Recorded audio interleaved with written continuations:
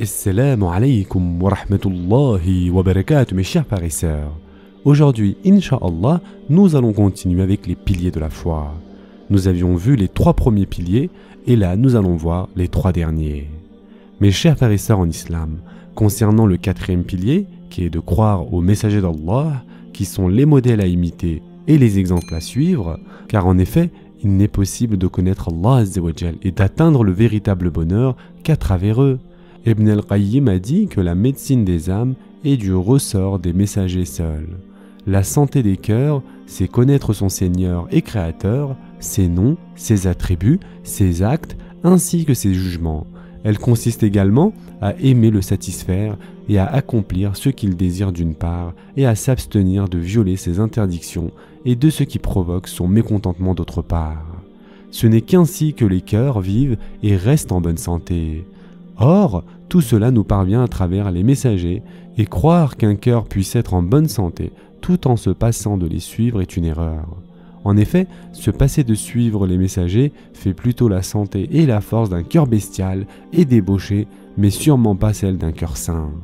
Que celui qui ne distingue pas les deux pleure la santé et la lumière de son cœur, car il fait partie des cœurs morts et perdus dans les ténèbres. Maintenant, concernant le 5e pilier qui est de croire au jour dernier. Mes chers frères et sœurs en islam, croire au jour dernier, en effet, apporte le bonheur. Croire au jour dernier, à la ressuscitation, à la rétribution et à la reddition de comptes, apaise l'âme et l'esprit en raison de la certitude que l'on a de trouver la justice dans l'au-delà. Seulement, la justice de la vraie vie, celle de l'au-delà, ne compense pas ni ne châtie matériellement. Le prophète, sallallahu alayhi wa sallam, a dit un jour à ses compagnons, « Savez-vous ce qu'est une personne ruinée ?» Ils lui répondirent, « Pour nous, une personne ruinée est celle qui n'a ni dirham ni bien. » Le prophète sallallahu alayhi wa sallam leur dit alors, « Une personne ruinée de ma communauté est celle qui arrive le jour de la résurrection avec des prières, son jeûne, son aumône, mais a insulté telle personne, accusé à tort telle personne, pris à tort la fortune de telle personne, fait couler le sang de telle personne et agressé telle autre. On lui prend alors de ses bonnes actions et on lui donne à telle personne et à telle autre, si bien que lorsqu'il ne lui reste plus de bonnes actions, on leur prend de leurs péchés et on les lui ajoute pour la jeter finalement en enfer. » Et ce hadith a été rapporté par Muslim. Et afin aussi que tu te rendes compte de la justice d'Allah Azza wa Jal, sache qu'il ne sera pas fait justice aux êtres humains seulement, mais à toutes les créatures. Et en effet, le prophète sallallahu alayhi wa sallam a dit à ce propos, « Les droits seront rendus à leurs propriétaires au point qu'il sera fait justice à un bélier sans cornes, encorné par un bélier cornu. » Et ce hadith a été rapporté par Ibn Hibban. En outre, celui qui croit au jour dernier sait que ce dont il n'a pas pu jouir dans ce bas monde comme la santé, les biens ou les richesses, jouira de délices inimaginables dans l'au-delà, s'il entre au paradis, conformément au verset dans lequel Allah Azza wa Jal dit « Aucun être ne sait ce qu'on a réservé pour eux comme réjouissance pour les yeux en récompense de ce qu'ils œuvraient. » Surat As-Sajda, verset 17.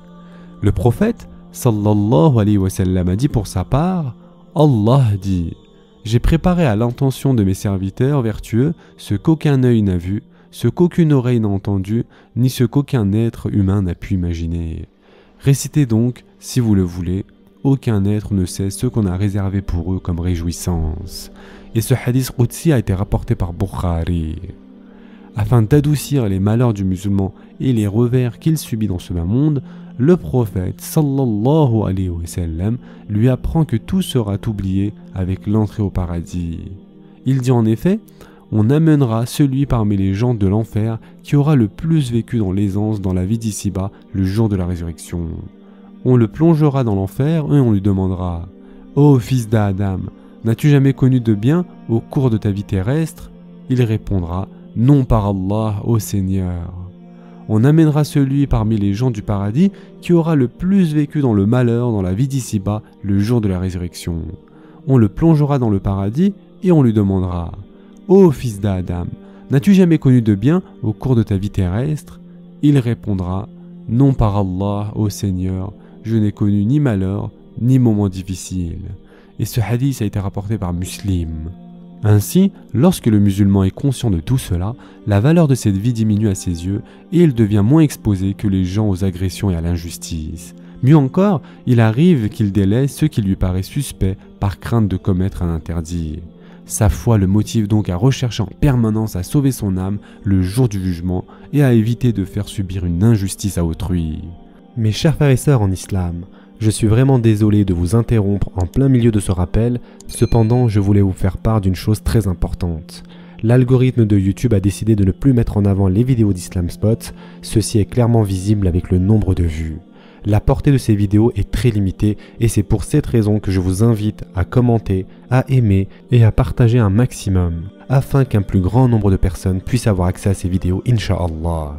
Qu'Allah Azza wa Jal nous récompense tous pour nos efforts. Et enfin mes chers frères et sœurs, concernant le 6e pilier, croire à l'arrêt d'Allah et au destin, qu'il soit favorable ou défavorable. Cette croyance consiste à ce que le musulman soit certain que ce qu'il atteint ne peut le manquer et ce qui le manque ne peut l'atteindre. De plus, croire en Allah Azza wa Jal implique nécessairement de croire en son arrêt et en son destin, ainsi que de se satisfaire du lot qu'il détermina. Et en effet, Allah Azza wa Jal dit dans le Coran: nul malheur n'atteint la terre ni vos personnes qui ne soit enregistré dans un livre avant que nous l'ayons créé.